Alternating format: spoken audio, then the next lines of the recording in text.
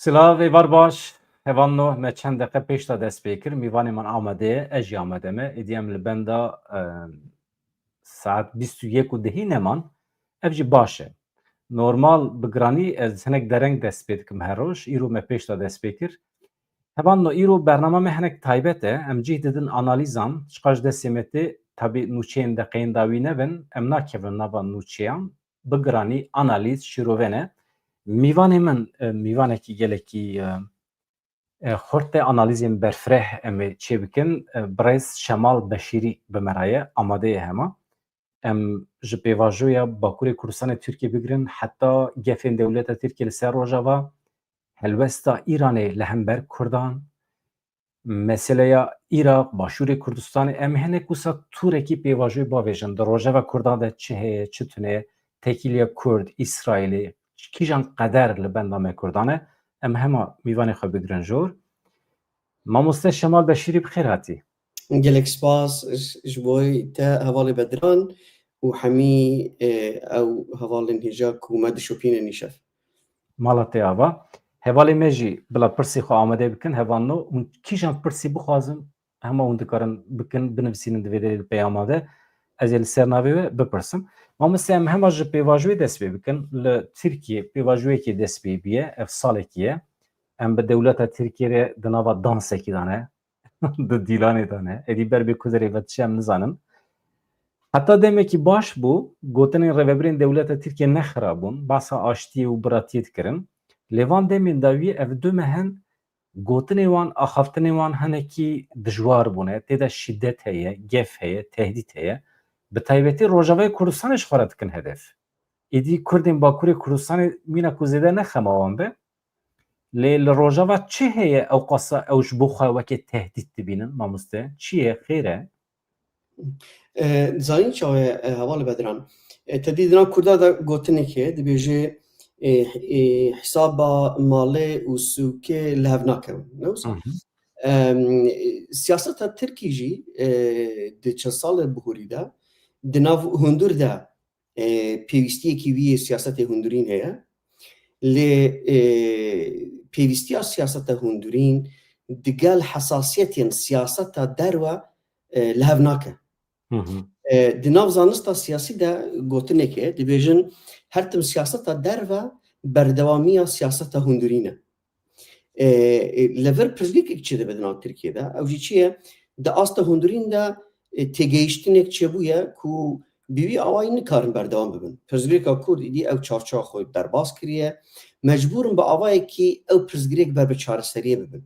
Bêguman her du aliyê navê pirsgirêkê hewl didin çi qasî bikarin vê aliya xwe hîndêk zêdetir bikişînin pirsgirêkê bikişînin aliya xwe û daha serkeftîtir ji vê pêvajoyê derbikevin. Lê niha gêştiye astekî ku siyaseta derve bi taybet tiştê ku li Sûrî çêdibe bi taybet têkeldarê siyaseta İsraîlê di nav Tirkiyeyê de gêştiye astekî ku pozisyona Tirkî li Sûrî ber bi lawaziyê dibe, ber bi zeîbûyînê dibe. Ew jî rûmê ku Tirkiye zêdetir ji 14-15 salê bihûrî de piştî ku şoreşa Sûrî, şoreşa Rojava çêbûye, hemî hekî xwe xistiye sebeta siyaseta Sûrî de ku bikaribe encamên stratejîk an jî ê ku jê ra dibêjin kurahiya stratejîk a xwe biparêze. Kurahiya stratejîk çi ye? Yani bikaribe coğrafyaya xwe ya siyasî berfireh bike û bikaribe li dervê coğrafyaya siyasiya xwe berjewendiyên siyasî, maddî, jeopolîtîkê xwe misoger bike, hakim bike. Li vir du tişt dikevin nav qirgê hevdû. Di aliyek de pêwîstiya çarserkirina siyaseta hundirîn wekû me behs kir, pêvajoyê ku bi birêz Öcalan ra dest pê kiriye heta astek hatiye.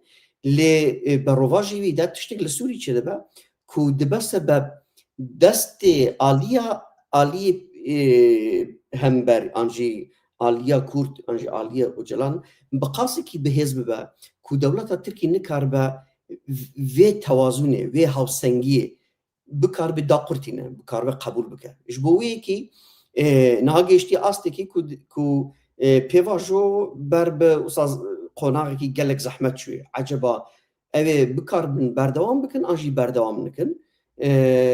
لێ تشتێک و مسۆگەر بووە تشتێک و ڕایەدارên cîhanî akademîsyen ê ku bi salayê pêvajoya Kurd pirsa Kurd li Tirkiye dişopînin li vê baweriyê de ne ku Tirkiye nikare ji bo dizayna nû ya rojhilatînavîn ve bi vê barê giranê xwe ve tevlî vê pêvajoyê be mecbûr e bi awayekî vê pirsgirêkê çareser bike kîjan nav jê vê pêvajoyê dike çawa dixwaze vêyekî derxe pêş çawa dixwaze rayê giştiya Tirkî aliyê faşîst aliyê hevpeyman wekî MHP wane di nav xwe de îqna bike bi xwe re bimeşîne ew pirsgirêkek dine ama mecbûriyeta vê pirsgirêkê niha li ber deriyê wan heye û baş jî dizanin tiştê ku 2013 pêvajoya 2013 ber bi xetimandinê bir dîsa pirsgirêka Kurd li Sûrî dibû eger yanî ew kitabekî Cengiz Çandar heye navê xwe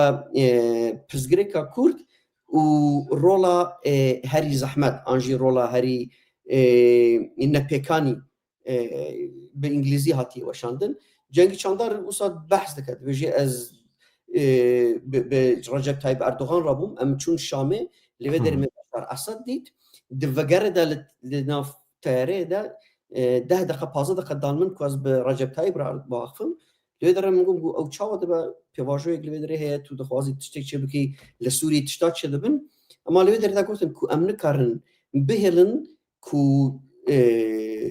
sinûra vê pirsgirêkê bigîje ser sinûra meyên netewî yanî çawa pirsgirêka Kurd pirsgirêka PKK li Sûriyê de bigêje ser sinûra Tirkiye yanî ew hesasiyetê wan bû pija gotin zalim polîs hatin nekuştin dîlê herkes dizane ew tenê çîrok bûn ez vê dibêjim yanî ew hesab sûk û malê li hev nakin ji bo wê yekî pirsgirêkek bi vê avayî niha ketiye ortê lê texmîna min ew e dewleta Kûr bi her awayekî wane bixwazin hîndek manora bidin ew manor belkî hîndek pevçûnên li asta lokal li Sûrî wekî niha ku çêbûye li hîndek asta lokalî de pevçûn çê bibin yanî çatişme çê bibin lê di encamê de Tirk dizanin ku 14 sal 15 sal di hember vê statûyê xwe ceribandin di encam da nikarbûn ku di rê eskerî de ew pirsgirêk çareser bikin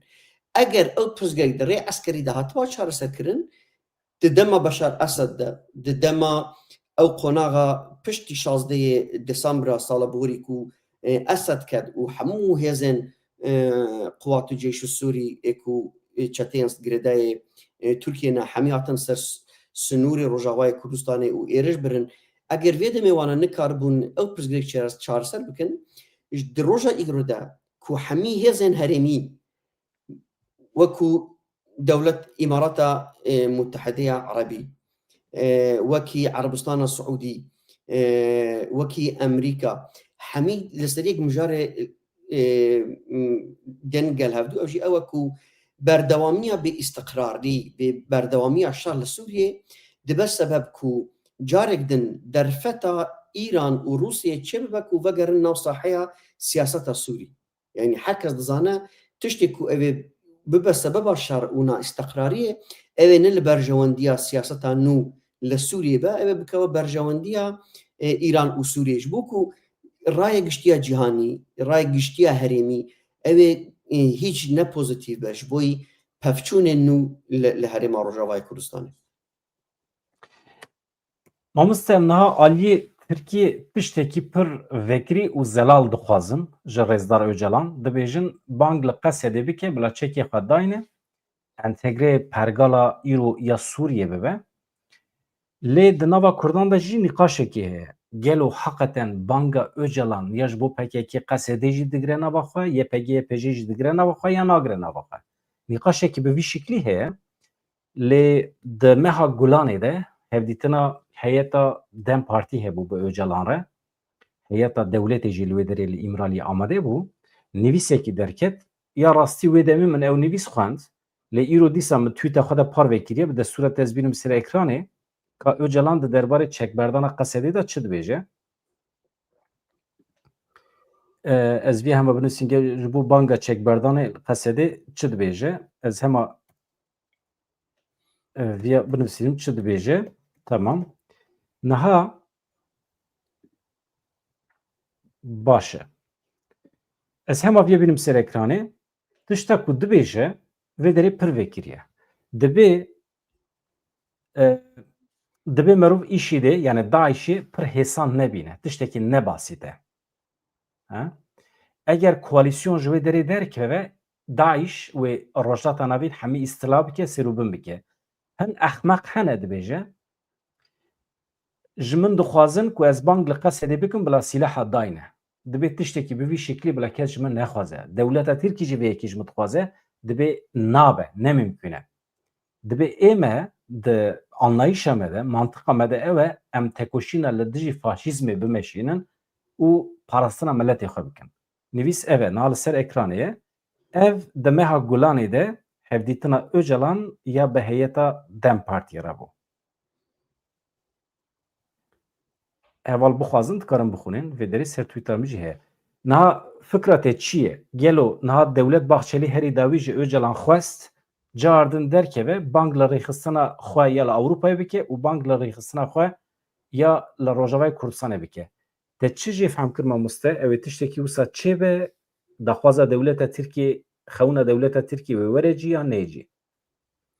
Yani زاین چاوەیە فامکردن ji Rêzdar Ocalan rûxmî ew qazehmetî ku têda derbas dibe ez divê bawerê de me em nikarin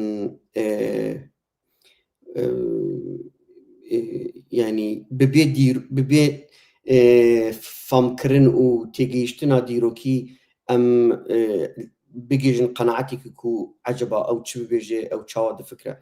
Yani heta niha herî kem 4 an jî 5 proseyê diyalog navbeyna Birêz Ocalan û dewleta Tirkî de hebûye. Di qonaxa 2008 de carekî hebû, 2011-12 qonaxekî nû dest pê kir, 2013 gihîşt asta xwe herî zirve û niha jî ev pêvajo. Ez behsa salên notû sê û proseya mehkemekirina wî jî ez nakim. Yani 2011 vê demê rewşa Rojavayê Kurdistanê di ortê de nebû. Çi hebû vê demê têkoşînekî eskerî berfireh li Îran û Rojhilatê Kurdistanê hebû. Pejak vê demê di şarekî wisa berfireh topyekûn li hemberî Îranê bû. Vê demê di her du qonaxan de görüşmeyên Birêz Ocalan hene, wisa notê wî hene.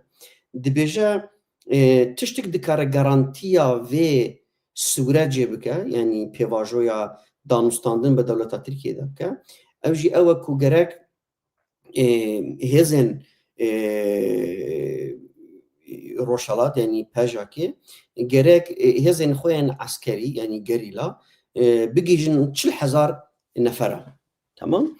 Yani ew çi ji me re dibêje têgihîştina Ocalan ji bo siyaset, ji bo proseyan danûstandinan, ji bo hevsengiya hêz û rê û rêbaz û şert û mercên danûstandinan. Ew rê û rêbazî wî ne, uslûbî wî ne, şewazê wî yê nizîkayetiyê ne. Çima ez vê yekî dibêjim? Yani di hemî proseyên danûstandin li cîhanê de ku heta niha çêbûne her tim standard ew e ku aliyê sêhem hene. Aliyê sêhem dibin garantora proseya lihevkirinê, proseya diyalogê. Heta niha di hîcek ji wan proseyên bihûrî de aliyê sêhem tune bûye. Çima ji bo ku Tirkiye îzin nedaye aliyê sêhem bikeve nav de û aliyên sêhem ji ber ku nizîkayetiyê dewleta Tirkiyê jî tune bûye nikaribûn bikevin nav vê proseyê de. Ji bo wê kî vê valatî çawa hatiye dagirtin ew valatî Birêz Ocalan wisa dagirtiye ku bi hêza xwe ya siyasî, eskerî, rêxistinî li parçeyê dinê Kurdistanê de bi avayekî hêz ava bike, hevsengiyekî hêz çê bike ku bikar bê vê yekî li proseya danûstandinan de bikar bîne. Yani ew aliyê xwe ye teknîkî ye. Pijra aliyê xwe prensîpî heye. Yani وەکی پرەنسیپێکی سیاسی پرەنسیپێکی ئەخلاقی پرەنسیپێکی ڕێخستنی تو نکاری ینی ڕۆژاوای کوردستانی هەرێما باکوور ڕۆژهەڵاتی سووریێ نە هێزێکی چەکدارە کو ئەندامەوی فەدایی بن جانتای وان پشتێواندا هەبە بێژن ئەم ئیرۆ لەڤر چەکی خۆدای دنن سپە ئەم دەچن دۆڵێک دن چیایەک دن تەپەیەک دن vê herêm bajara gund e bi milyonan insanên sivîl têde hene zarok têde hene îxtiyar têde hene xestexane têde hene yanî ev rastî dibe sebeb ku nizikayetî nikare li derwê wî çê bibe ku gerek garantorek ji bo parastina vê proseyê hebe ji bo wan insanan hebe ji bo vê herêmê hebe yanî derwê wê yekî her helwestek hebe intihar e û ez divê bawerê de me hem bi yanî xwendina helwest nêrînê wî berê de û hem tiştê ku we jî niha not xwend tiştê ku li notê de derbas dibe û ji bo ku garantiyek ji bo proseya hundirîn li Tirkiye jî ew ê hebe ez qet texmîn nakim kes Birêz Öcalan banga çekdanînê bike tiştê ku ema çi em dikarin texmîn bikin çawa Birêz Öcalan rê û rêbazên cuda bibîne ku ew xetmandinê siyasî ev ê bê derbas kirin yanî hûn jî dizanin tiştê ku Birêz Öcalan bi wan tişta gelek tê naskirin ew e ku her tim di qonaxên herî zehmetî de derdikeve û derî li hember xetmandinên siyasî ve dike ez divê bawerê de me formulasyonê wî ew ê ew niha li lêgerîna formulasyonek be ku çawa bikarbê vê xetmandinê ew ê derbas bike di wan rojên borî de hevalek ji min re got got heta niha dû car ew derfet îmkan ji Birêz Öcalan re hatiye dayîn ku dû hebname ji bo dewleta nû ya Sûrî bişîne ku di van nameyê de nêrîn ramanê xwe ji bo çareseriya pirzgirêka Sûrî bigiştî pirzgirêka Kurd bi taybetî têda aniye ziman ew name ji Ehmed Şerع re hatiye gêiştine destê wî ew zanyarî nizanim çi qas rast e nerast e lê ez texmîn dikim yanî tiştekî meqûl e dibe ku derfet rê û ew îmkan hatibe dayîn ku hîndek wisa name bên biçin derbas bibin ew nîşan dide ku Birêz Öcalan lev û tevgerekî wî ji bo ku xelaskirina vê xetmandinê vê qeyranê ew ê bi awayekî çareser bike kamê bibînin ka rojê pêşî de çê bibe lê ez wisa heta astekî emînim ku banga çekdanînê ev ê çênibe berova jî wê yekî niha helwesta herê daviya tombarak jî ew bû ku êdî li Sûrî tiştek bi navî PKK nemaye ji xwe PKK xwe fesk kiriye YPG êdî ne hêzên girêdayê PKK ne girêdayê Qesedê ne û Qesedê jî hevpeyman û hevkarê Emerîkayê ne û di hîndek bajarên hesas de ku ji bo Tirkiye jî bajarên wekî mesela şerefê li hatiye wekû mesela namûsê li hatiye wekî Kobaniyê her halda niha Emerîkî li wê derê bicîbûne hêzên lokalî li wê derê derketine ew jî bi awayekî wisa garantiyekî daye vê herêmê yanî em gerek wêkî wisa temaşa bikin êdî statûya Bakur Rojhilatê Sûriyê an jî Rojavayê Kurdistanê di çarçoveyên siyaseta lokal da nemaye êdî derbas bûye ew statûyekî herêmî hem de asla Rojhilatê navîn de ye û bi hebûna dewleta Amerîka li wê derê de jî û xurtkirina ciyê xwe li wê derê de jî ew statûyê dî wekû statûyekî navnetewî jî pê hatiye her çi qas ew statûyekî meşrû ê ku netewîyek bûyî wisa pê îtiraf kiribe tune be jî ema de facto statûyekî navdewletî ye û ez texmîn nakim statûyekî bi wî rengî hesas xwedî rolekî ew qas bandor bi taybetî piştî tiştê ku li Swêda çêbû tiştê ku li herêmên Eleviya çêbû carekî dî înisiyatîvek navdewletî an jî herêmî pêş bikeve ku Kurda rûbirûyê wisa qetl û em bike ez wêkî texmîn nakim tam bi rova jî ez divê bawerê de me belkî de asta lokal da hîndek pevçûn پێکدادان ئەنجی چاتشمە چێ ببن ئەمە وەکی شارێکی بەرفرە سەفەرلیکێک چێ ببە ئەزویەکی باوەڕ ناکەم. ستاتویا روجاوای کوردستانی و چاوا به لگوری تخمینات یعنی امریکا و حتی کنگل روجاوا به نتیو یک بی و کنگ جوینین تایبت چه بکن درباره روجاوای کوردستانی ده یعنی کورد دبیجن به وی شکلی و بدومه امج پرگالا خود تاویز آنادن آلی سوریه و آلی دولت ترکیش خود تیزانین دولت ترکی مثلا آنها دوج روجاوا برناده به هیزن عسکری نبجی مثلا چوا تو باستیکی تو دبیجی بلکی جالی چکداری و ایرش روجاوا نکن لی جالی سیاسی و ما مست ایرشی وان دومن وکی میناک ناز زخته دیدن سر احمد الشارا جبو کو دوبندیه کی چه بکن لروجاوای کوردستانه چی او دوبندی امزانن هیئت کی جیک رزیا کنفرانس یک رزیا کردی آوابو او هیئت چو شامی پر زده لهو نکرن لنها احمد الشارا دعوتنامه کی شاندیه جنه کسره جبو 15 کسان دبی ورن ام مسئله روجاوای کوردستان بواره حل بکن یعنی تو چه معنی دیدی وی کی دولت تک تمام ایرشنا که جالی چکتاری ولی جالی سیاسی و دیسا کمپلوین آمدنا که گلو یعنی کنگی درجه کردان برده بوجه تمام از قبول دی يعني دجانا دا درفت يعني نمونين بيورنجينينا دولة يقصى فاشيست بخوا بيجي هما از گیشت من قناعته ادي از وی ملتی وکی دوست خود تماشا دکم وکی برا خوشکی خود تماشا دکم یعنی هر دری که کو پرزگری کم بوی رنگی چارستر بونه چارستری در انجام او تکوشین او برخودان او خبات کو هاتیه مشاندن یعنی اگر نها لترکیه جین مثلا پیواجوی کی وکی پیواجوی سیاسی تشتگ ناو دیل کرن هبجی در انجام او 45 سال خبات تکوشین برخودانی که کو حرکت آزادی کوردستان ده مشاندن نوسا جبوی سوری جی بیرنگی یعنی تکوشینی که او تکوشین گرک به انجام دهین حتی عالیه هم بر بگیج قناعت کو ایدی او تشت نابه یعنی حمید درفت امکان خوب یک دینه و به راجی روش کنجکتورا سیاسی روش سیاسی هریمی و جهانی جی دیگه جا آستی که او درفت ناده ناد تقول كان مثلا نتوين يقبوي كون ببا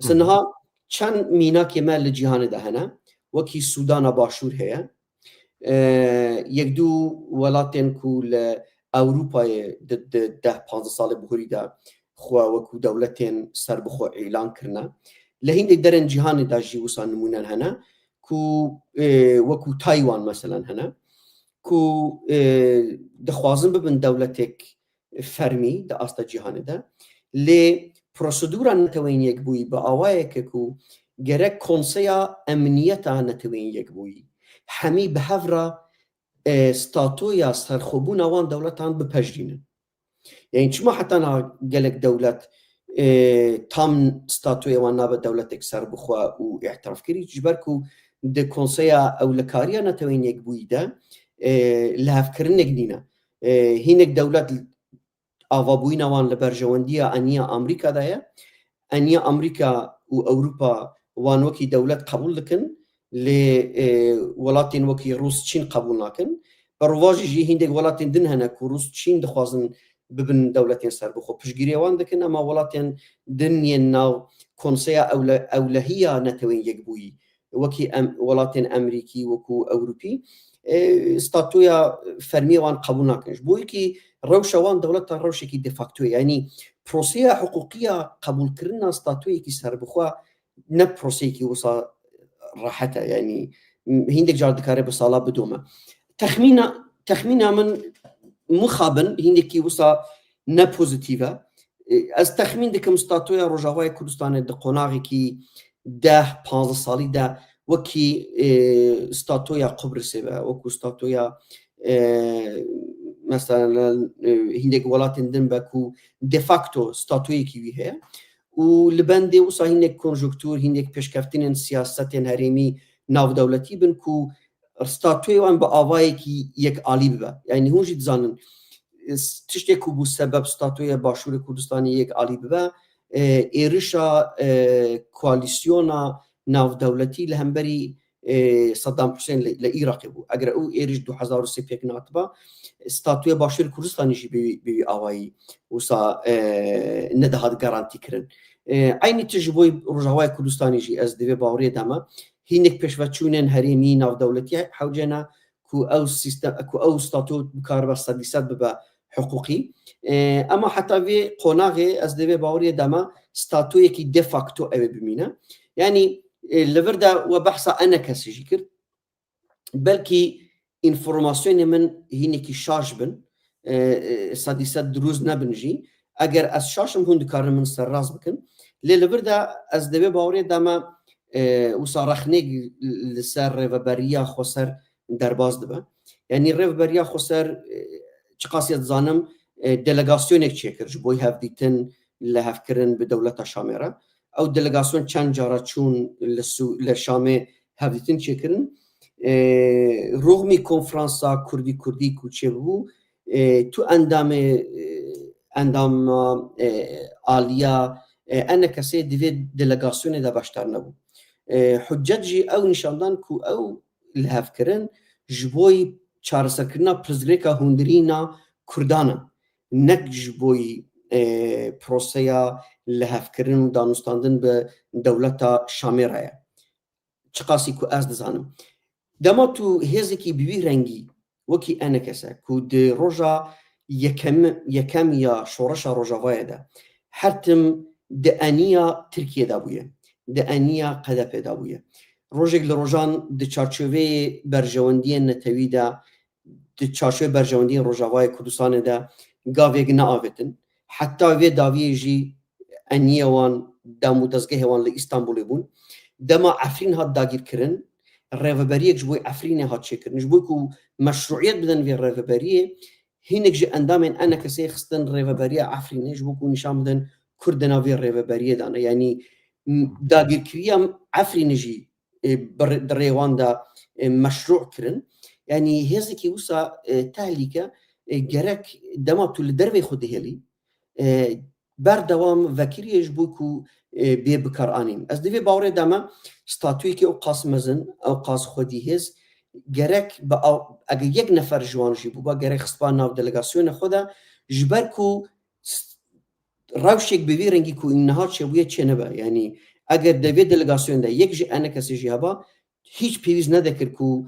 نها بانکشتنک تایبه جبوی انا کسی را بیشاندن یعنی او دبیجم گرک د سیاست رهبری خسر هینک اسنک بوین هینک تشتن بوی رنگی بین لبرچاو در باز کرن لی دیساجی چقاز انا کساجی بچه شامجی یعنی هر کس هزوان در دوروان چوروان جی دبینه یعنی دکارن 1001 لهف کرن جی بشامره بکن لی چقاز او لهف کرن دکاره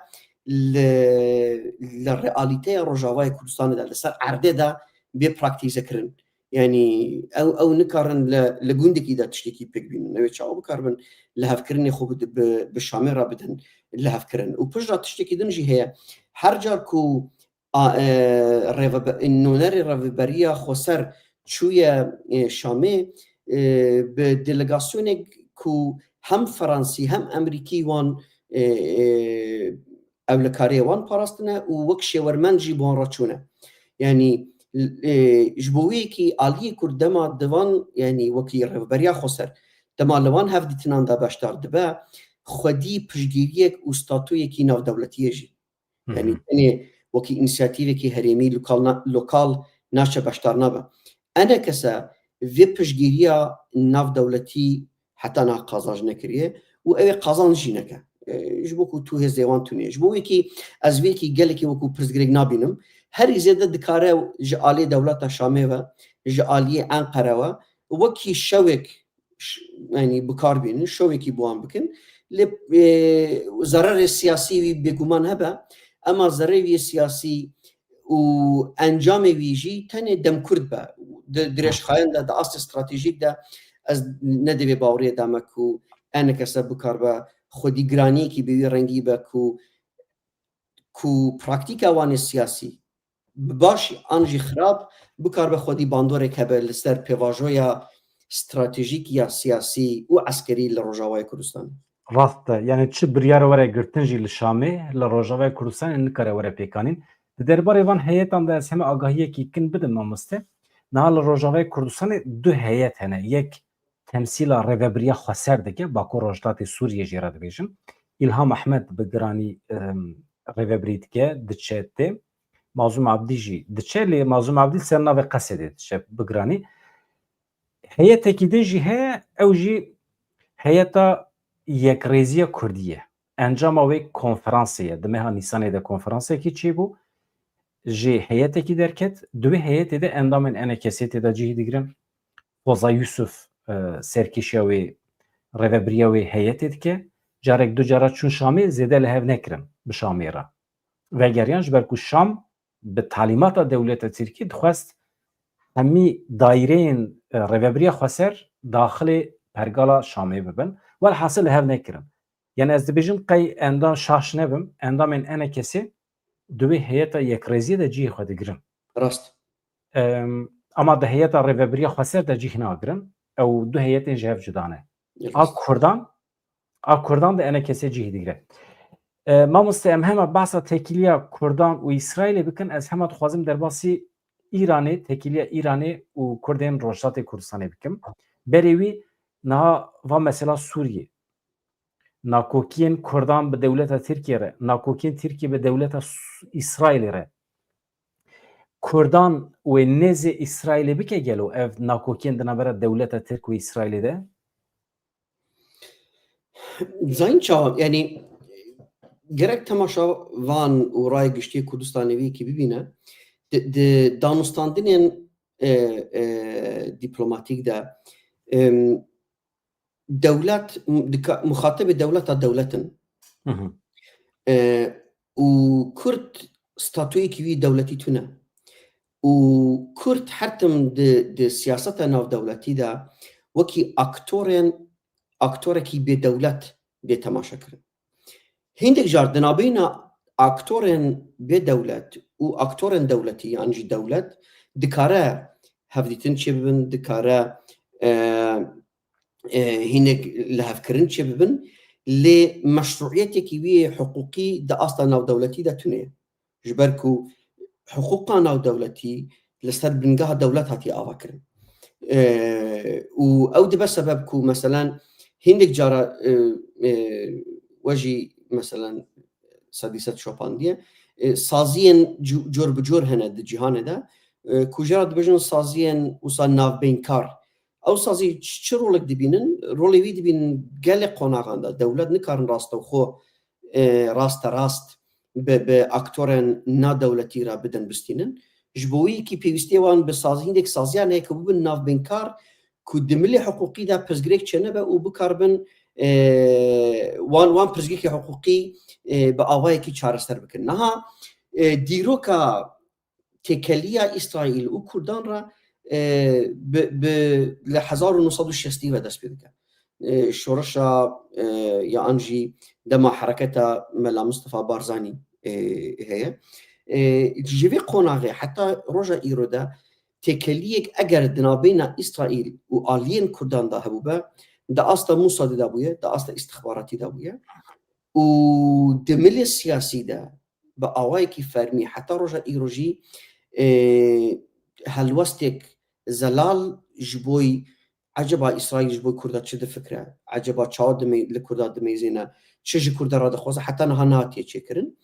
Di qeyranên herî dawî de dema pirsgirêka navbeyna dewleta Tirkî û İsraîl hinek cara Kurd dibin di aliyê wisa ragihandinan de hindek mesajên provokatîv ji aliyên hindek wisa wezîr di asta wezaretan de derheqê meseleyê Kurdê de tê gotin tê weşandin lê tenê naverokê wan naverokekî provokatîv e yanî wekî aliyekî xwe siyasî hebe ciddiyeteke xwe siyasî hiqûqî hebe heta niha çi qasî ez dişopînim nehatiye pêşxistin di aliyekî de ne ecîbe ji bo ku min got Kurd ne aktorekî dewletî ye ku İsraîl wekî dewletek muxatebê xwe bigire lê eger Kurd wekî hevpeymanek di eser erdê de dibîne mesela Emerîkî gelek cara daxweyîn dibêjin Kurd hevkarê me li şer li dijî Daişê de ne. Newsa یا هەفپەیمانیە شەڵ لە جێ داعشە هەیە کو نزیکی ئەس شاش نەبم زێدەتر ji 20 وڵاتێدا جێ دەگرن gelek car bi fermî ew jî daxuyandin ku Kurd hevkar û hevpeymanekî me li şala cê Daişê de ne. Çarçoveyê vê hevpeymanîtiyê dewan daxuyandiya dê zelalkirin. Ew çi ye hevpeymanîtiyê ki ji bo şer li cî Daişê. Lê heta divê astê de jî heta niha daxuyaniyek ji aliyê İsraîlê nehatiye dayîn. Tiştê ku yanî mirov gerek li ser baxe ji ber ku heta roja îro nizîkayetiyek bi wî rengî nehatiye pêşxistin ew jî giring e mirov behs bike. Nayê vê vatiyayê êdî ji îro pêş vedî tiştekî bi wî rengî wê pêş nekeve. Di qonaxê heyî de li Rojhilatê Navîn de pêşketin pêşveçûnên ku çêdibin rojane her surprisek dikare derkeve ortê dikare tiştê nû jî çêbibin. Lê di roja îro de tiştê ku îro em li ser erdê dibînin gavek stratejîk helwestek siyasî heta niha nehatiye nîşandayîn. Lê herkes eger mirov di aliyê wisa mentiqî wekî lojîk temaşa bike Kurd dikare faktorekî giring di nav eniyên siyasiyê nav Sûriyê de be dikare xwedî rol û bandorekî berfireh be lê heta roja îro tiştekî wisa bi fermî nehatiye pêşxistin. Potansiyelê li hevûdû nîzîkbûyîn gelekî zêde ye di ortê de heye. İmkanê pêşketinên van potansiyela jî rojane hene pêş dikevin. Lê dîsa jî em ê ka lê bimêzin di rojê pêşiyê me de eceba ew tişt bi kîjan astê digihîjin. Em tiştekî ji bîr nekin dewleta Tirkî çiqas bi serokatiyê Erdogan ve di asta navdewletî de li qrîzê de be gelek meşruiyetê xwe jî di gelek aliyan de winda kiribe. Lê Tirkiye wekî welat, wekî coğrafiya, wekû jeopolîtîk di asta navdewletî de tu kesekî bi şexsekî we girê nade, bi Erdogan ve girê nade. Serok dikarin bên demekî de siyaset bikin, pijra jî demirin an jî dikare darbên eskerî çêbin, ji ortê rabibin, an jî pêşketinên siyasî di welatê de çêbin ji hêz û desalat bikevin. Lê ew coğrafiya giringiya xwe diparêze. Yani em ji bîr nekin Tirkiye dewlet coğrafiyayekî giring e. Aliyê xwe stratejîk ye. Ev aliyê xwe stratejîk jî ew ê biparêze. Rûxmî ku wekî min behs jî kir di asta navdewletî de gelek krîza bi xwe re dîne. Di herî davî çûyîna Erdogan ji bo civîna li welatê China derketina wî bi eniya dijberî Rojava bi taybetî Emerîka reaksiyonên ku li Emerîkayê derketine reaksiyonên ku di asta İsraîlê rojane derdikevin nîşanê krîzên Kurd didin. Lê di daviyê de em ê wekî ji bîr nekin Erdogan, AKP, MHP tişteke coğrafiyaya Tirkiye tiştekî dine. İmkanê ku hîndek guhertin wekî surprise li Tirkiye de jî çêbibin ew jî hene û guhertinên bi vî rengî dikare bandora nizîkbûyîna Kurd û İsraîlê jî dîsa carekî din bixejêr bandora xwe. Em wekî jî ji bîr nekin. Malatya va mamoste em behsa Îranê bikin. Niha pêvajoyek ku li Tirkiye hatiye destpêkirin em dizanin Rêzdar Öcalan nameyekê ji Îranê re jîşandiye. Di projeya demokratîkbûna Rojhilata Navîn ya Öcalan de İran jî heye. Ew dixwaze hemî welatên dagirkerên Kurdistanê di vê projeya demokratîkbûnê de cihê bigirin ji bo mesela Kurd bibe dosyayekî bi yek dosyayekî hal bibe. Wextê tu li Îranê dinêrî, rewşa wî dinêrî, ev meseleya sêdare, îqdam, tekîliya wan bi Kurda re hemî wextê mirov bide berhev mümkün e İran biguhere anha hele hazır tekîliya Îranê bi Kurdan re çê waye? Yani piştî êrişa İsraîl ji bo Îranê em bi Îranekî nû re rûbirû ne. Em wekî ji bîr nekin. Yani ew Îranê ku bingehê xwe îdeolojîk hebû hewl dida meşruiyeta xwe ji îdeolojiya xwe di nav civakê de bistîne. تespîtekî pir balkêş e, pir nû ye ji bo min mamoste. ڕاستە یعنی ئەس تشتێک و ئەس تاقیب دەکەم gelek سۆسیۆلۆژیست gelek وسازانێن دا ئاستا سیاسەتە ناودەوڵەتیدا لە سەروەیەکی وسا حەمیم و کوڕن وەکی هەv دفکرن ku ئیران nikare ber bi qonaxê berê êrişê İsraîlê ve vegere. Bi vê êrişî de hevsengiya hêz di nav aliyên siyasî aliyên hêz li Îranê de hatiye guhertin. û ew dibe sebeb ku rê li hember hîndek guhertinan bike. Ew guhertin yani zemîneyê guhertinên radîkal ber bi xerabûyînê heye li heman deme de jî zemîneya pêşketinên siyasetekî wisa hînek nerm jî heye. Rojane tiştek ku li Îranê çêdibin daxuyaniyên ku ji aliyên siyasiyên cor bi cor wekî reformîst ku derdikewin daxuyanî wan heye ji bo carekê di asta uslûb di asta xîtabet wekî edebiyat daxuyanî wan tu temaşa dikî tiştên nû balkêş radîkal ji bo wan li gor şert û mercê Îranê tiştê radîkal dînin ser ziman aliyên siyasî ku di proseyê bihorî de hatine îzolekirin daxuyanî dane daxuyanî wan jî tiştê misal radîkal têde ye behsa referandumê dikin dibêjin em li Îranê gerek referandumekî bikin yani ew hemî tişt çi ji me re dibêjin ew tabloyek çêdike ew tablo nîşan dide ku meşruiyeta îdeolojîk li Îranê tam helweşiya ye îdî Îran meşruiyetekî wî îdeolojîk di hundur de nemaye hevsengiya hêz di nav hundur de hatiye guhertin û asta ewlekarî û bawarî li di navbêna saziyên emniyetî saziyên îstixbaratî saziyên eskerî ew jî tam xerabûye di ortê de rabûye ji bo wekî tiştê ku em dibînin rojane çi ye hînek reformasyonên nû hînek restorekirina nû rojane li Îranê çêdibin ew jî hemî nîşan didin ku dewlet hewl dide krîzê ku çêbûye ew krîz heta astekî kontrol bike nek çareser bike krîz ku heye kontrol bike di vê qonaxê de bêguman hemî wê tiştî dizanin ku potansiyela berxwedanê potansiyela îhtiraz ser helbirîn li dij derketin li hemberî dewletê li Kurdistanê gelekî bihêze û hemî jî wê hemî aliyên siyasî di hundirê Îranê de jî wê li ser wêkî mûkirin ku eger tiştek çêbibe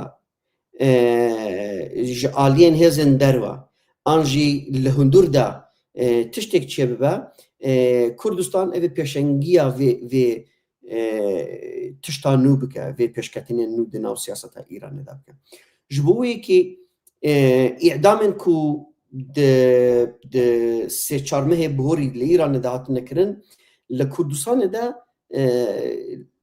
li gor eyaletên din li Îranê de Kurdistan li pêşê de yanî bi qasî ku genç li Kurdistanê hatine dadekirin li tu bajar eyalet herêmên din Îranê nehatiye kirin ew jî nîşan de ku çi qas tirs ji potansiyela şoreş serhildan berxwedan li Kurdistanê bihêze û tirsek li hember wê potansiyelê de jî heye loma niha Îran di hember li ser vê yanî bijardeh li pêş Îranê de ye eceba Îran di asta hundirîn de hewl de rêw rêbazên şiddetê bikarbîne ji bo ku carek din kontrol û otorîteya xwe ê ku ji dest dayî carekî din bixe dest xwe de an jî Îran hewl de hîndek guhertin hîndek reformên bi kontrolkirî ku dibin kontrola wan de ew ê gav ber bi tiştekî bi wî rengî bavêje lê tiştî ku niha li Îranê de heye ez divê bawerê de me bendewarî ji guhertinên radîkal di demkurt de gelekî zehmet e yanî em nikarin li Îranê li benda tiştekî wisa bin ji ber ku piranî aliyên siyasî karbidestên siyasî li Îranê van roja dema di axivin nîqaş dikin mînakê Sovyetê her tim ji xwe re dînin Sovyet هول دا هینێک ڕفۆرما بکە دەما دەبن زەختادا بوو دەبن گوشارەدا بوو ڕفۆرمێک و دەست پێکردن بوو سەبەب و سۆڤێت دنە هەندوردا هەڵبووەشە و سۆڤێت بگشتی خراپە بە ji bo wê yekî tirsa wan ji helweşînekî radîkal gelekî zêde ye ji bo wê yekî ez bawer nakim û şandina name wekî nîşandayîna helwestekî siyasî ne tiştekî xirab e yanî îsan dikare ji bo banga aştiyê li her kesî bike kesê ku herî kem tû bendewariyê te heye ku bersivekî erênî jî bide tu dikarî banga aştiyê bikî wek prensîp ne tiştekî şaş e lê wisa bendewarî bikî ku gavekî erênî bê avêtin ez dibêjim ew neraz bibe û ez bi xwe texmîn nakim dem Kurd de li Îranê wisa gavên berbiçav bê avêtin û partiyên siyasî aliyê siyasî Kurd li Rojhilatê Kurdistanê de jî dema mirov daxuyaniyê wan helwestê wan xîtabet uslûbê wan jî dimeyzîne dibîne ku helwest bi giştî an jî anlayîş nizîkbûyîn ew e ku ka em ê bisekinin û bimeyzînin ka çi bibe ew ê çi pêş bikeve di nav Îranê de civak jî bi giştî bi wî çavê dimeyzîne eceba carekî din İsraîl êrişi ser Îranê bike neke ew car êriş bike ew ê êriş bi kîjan awayî bibe û ev car ege êriş bike helwestê civak bi kîjan awî bibe helwestên grûpên etnîkî netewên din di nav Îranê de di pêşerojê de eger êrişekî din çêbibe ew ê çawa bibe ez divê baweriyê de me rewşa Îranê daha herî zêdetir divê astê de ye û ez bi xwe yek ji wanim ku texmîna min ew e ku şer nikare bi bê encam bidavî bibe şer li cêkî ku bê encam bidavî dibin her tim potansiyelê wanê ku carek din ew şer dest pê bike gelek zêde ye tecrübeyên cîhanî ew tiş nîşan dide şerên 12 roja di navbêna İsraîl û Îranê de bi bê encam yanî hat sekinandin ez bi xwe texmîn dikim di pêşerojê de pêşerojekî nedûr pêşerojekî nizîk de ev ê carek din êriş li ser Îranê çêbibe formê vê êrişê ew ê bi kîjan awayî be dikare mirov nîqaş bike eceba carek din bi froka lêxin bi drona lêxin an jî çalakiyên wisa bi bombê teqandin çêbibin şewat çêbibin îmkanên wisa senaryoyên cor bi cor hene lê wisa İsraîl hasan rahet dez ji Îranê bernade ez bawer nakim Mamoste Şemal Beşîrî mala te ava me soz davûte me gotibû em te serbest berdidin 10 deqe beriya ku bibe saet 10 saeta te jî hatiye bawer dikim civînê te hene ez pirkî xweş bûm pir xweş derbas bû şîroveyên têr û tijî bûn me hevalê me jî temaşevanê me jî gelek ji te hez kirin pir peyamên xweş hene gelek spas dikim ez bawer dikim ew ê hinekî zorê li te bikin ji bo dem bi dem tevlî vê bernameyê bibî ez ê keyfxweş bibim bernameyê te ez her dem temaşa dikim dişopînim û komenta jî ez her dem dixwînim ka temaşawan çi dibêjin çi nabêjin her dem çê bibe ez amade me ez keyfxweş dim bi we re mala te ava pirkî xweş bûm xuya demên pêş me de siyaset wê biguhere wê hinekî hewa germ bibe pêdiviya me bi şîroveyên te hene Şemal Beşîrî herebî hevan no li bendê bin em mîvanê xeberê dikin ez bi we re me ez hinekî şîrovê we dixwînim em bi hev re li vê derê bidomînin mamoste herebî spas dikim şev baş wêre şev baş hevan we em bidomînin me mîvanê xeberê kir heqeten serkeftî bû şîroveyên têr û tijî bûn ji we re jî spas dikim we jî gelek pirs şandine niha ez çi dibêjim ji we re ji kerema xwe re bibin abone bibin endam ka ez binêrim du hevalan yek Sezeriya Zekeriya Sezer her hebî ji Tirkiye alîkarî daye me Memocan merheba mala te ava ji bo alîkariyê te her hebî wekî din gelek hevalan peyam şandine hevan no ka te çi got mamoste tu dibêjî ji bo festîvalê bangekî bike. Ez çawa bang bikim? Ez çi bibêjim ji bo festîvalê? Ez zanim roja 13 mehê mesela Mustafa Koyun tu çi dibêjî? Roja 13 mehê festîvaleke ye ka tu bibêje? Te tarîx negotiye tiştekî negotiye 13 mehê li ku derê bû? Li Almanya. Li Almanya bû, li Hollanda bû, li Almanya bû. Festîvaleke ye û hemî heval eger biçin wê festîvalê hinekî qelebalix dewlemend derbas bê ku em bikaribin hêza xwe nîşan bidin, pir xweş dibe, pir baş dibe. Ez bi xwe nikarim werim festîvalê ji ber ku wê rojê bername min heye di televizyonê de.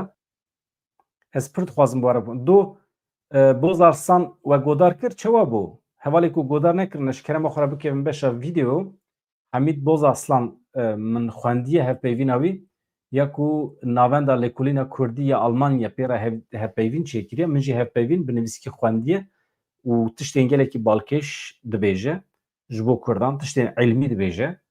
Pêşniyazê wî hene eger hûn bikaribin bikevin beşa vîdeo Hemîd Bozarslan godar bikin doktor profesör li Parîsê wê gelekî baş be.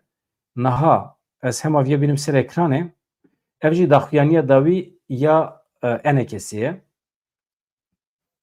Ka hat ser ekranê. Tamam. Süper. Em bi hev re dixwînin. Min jî nexwendiye. Baş e. Endamê desteya Serokatiya Enekesê Silêman Oso ji Rûdawê re ragihandiye ku ew bi Mazlûm Abdî re civiyaye amade ne bibin şîrîgê Rêveberiya Xweseriya Rojavayê Kurdistanê. Êşiqa herkes şîrîg e. Her millet, her fert şîrîgê Rojavayê Kurdistanê ye. Endamê desteya Serokatiya Encûmena Niştmaniya Kurdî li Sûriyê eşkere kir ku wan ji bo avakirina lêvegereke siyasî ya Kurdî projeyekê pêşkêşî fermandarê giştî Hêzên Sûriya Demokratîk Mazlûm Abdî kiriye. Oso diyar kir eger proje bi ser bikeve ew amade ne bibin şîrîgê Rêveberiya Xweseriya Rojavayê Kurdistanê. Wekî din çi gotiye Abdî proje erênî pêşwazî kiriye. Her wiha şiyarî da ku gelek alî hewl didin Yekrêziya Kurdî tek bibin. Li gorî zanyariyên Rûdawê Enekesê di projeyê de daxwaza avakirina lêvegereke siyasî ya Hevbeşiya Kurdî kiriye. Silêman Oso eşkere kir ku eger ev proje bi ser bikeve ew amade ne li heremên Cizrê, Kobanê, Efrînê yên Rêveberiya Xweseriya Rojavayê Kurdistanê bibin şîrîgên Meclisa Sûriya Demokratîk. Çima dibî şîrîk çima nabî endam ez fehm nakim. Yani meclisekî heye Meclisa Sûriya Demokratîk. Merû daxil dibe, merû tevlî dibe, merû dibe ferdekî wî. Yani nizanim çima şîrîk. Yani eger mekset şîrîgatî di şîrketan da çê dibe. Pereyekî tê, parekî tê, merû wî perê nava xwe de par vedike. Oso da zanîn ku Mazlûm Abdî projeya wan bi erênî pêşwazî kiriye, eşkere kiriye ku ew ê projê pêşkêşî PYD bikin, pêşkêşî partiyên din jî bikin, da ku gotûbêj bikin. Serkirdê Enekesî her wiha şiyarî da em di qonaxeke hestiyar dane gelek alî hene ku dixwazin Yekrêziya Kurdî xirab bikin. Gelek alî qasta dewleta Tirkiye dike hevanno. Ji bo ku ev yek bi ser nekeve Enekesê wê gavên ku Yekrêziya Kurdî bihêztir bikin bavêje. Armanc berjewendiyên me yekin. Tamam, gotinên xweş hene. Wekî din çi heye? Enekesê ji bo Şamê hatiye vexwendin. Em van tiştana zanin. 15 xalên netewî yên Sûriyê, 11 xalên netewî yên Kurdî pêkti. Pêşkêşkirina vê projeyê demekî de ye ku îhtîmala çûyîn heye heyeta Enekesê ji bo Şamê ez jî hinek biçûk bikim. Tamam, viya mejwara nîvrê xwendibû. Berpirsên Enekesê dibêjin ku Serokê Demkî Sûriye Ehmed Elşara ew dawetê Şamê kirine. Ev yek jî pirsên li ser çarenivîsa Yekrêziya Kurdan şandeye hevbeşiya ku berê li Qamişlo hatibû avakirin derdixe holê. Ev ne cara yekemek ku Enekesê aliyên Rêveberiya Xweser li ser mijara hevbeşiya siyasî guftûgoyan dikin. Berî niha jî di çarçoveya diyaloga Kurd-Kurdî de Enekesê û Partiya Yekîtî Niştimanê Kurdistanê PYNK li ser tevlîbûna Enekesî ji bo Rêveberiya Xweser li hev kiribûn, lê ew li hevkirin heta niha nehatiye bicîhanîn. Kan binirin Hamas çi dibêje? Daxuyaniya fermî ya Hamasê ev e hevanno. Pir xweş e em hema bi hev re bixwînin. Baş e ev jî ji Ajansa Anha me girtiye. Tevgera Hamasê cara yekemîn piştî êrişê bi daxuyaniyeke fermî êrişa li dijî nivîskîya wê ya li paytexta Qeter Dohayê şermezar kir. Di daxuyaniya ku Rêveberê Hamasê Fevzî Berhûm daye, tevgerê êrişa Hamasê bi sûçekî giştî wesifand û hate gotin Serokvezîrê İsraîlê Benyamin Netanyahu her wiha hikûmeta wî tevahî qanûn û pîvanên navnetewî bin pêkirin. Di daxuyanê de hate diyarkirin ku ev êriş wekî ragihandina şer ji aliyê İsraîlê ve li dijî herêmê tê dîtin. Wiha hate gotin êrişa İsraîlê ya li Qeterê li ewlehiya herêmî gef e. Hewldana têkçûyî ya İsraîlê ya hedefgirtina şandeyê Hamasê serkeftina wê ya sexte nîşan dide. Lêbelê İsraîl nikare bandorê li helbestên tevgera me bike. Di daxuyanê de hate destnîşankirin ku İsraîl hewl dide navbenkariya Qeterê û Misrê ji bo agiribestê têk bibe. Netanyahu hikûmeta wî berpirsên tekoşîna danûstandinan e. Ez bawer dikim vê derê binêrin. Berpirsên tekoşîn, gotina tekoşîn binêrin, ez dibêjim têkçûna danûstandinan e. Mesela şaşa tê nivîsandin, muhaqqaq şaşa, yani têda mantık tune. Mesela İsraîl hewl dide navbenkariya Qeterê û Misrê ji bo agiribestê têk bibe. Netanyahu hikûmeta wî berpirsên têkçûna danûstandinan e. Xatirê we silav rêz hevandan.